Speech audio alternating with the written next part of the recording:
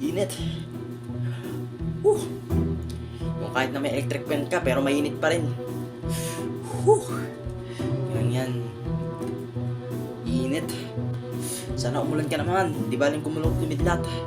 Importante, wala yung buwisit na init na yan. Teka, parang may problema ka ha. Ah, May kahilingan ka ba? Maari kang humiling sa akin. Ako nga pala, si Don Pakundo. Don Pakundo? Yes, I'm Don Pakundo. Ano man ang iyong kahilingan, aking ibibigay.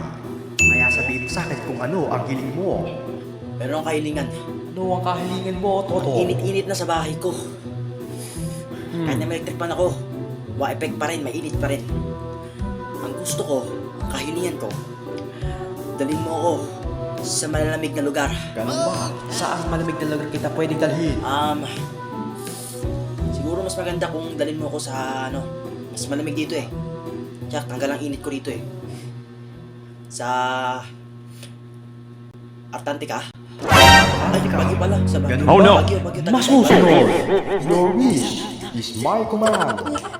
Darating ka sa Antarctica. Lamig dito. Sobra naman yata ang kalamig to eh.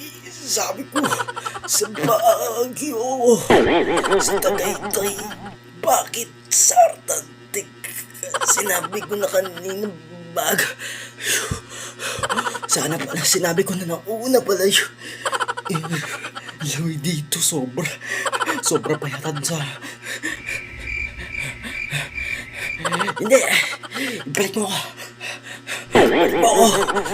Lamig na dito, di ko na kayo.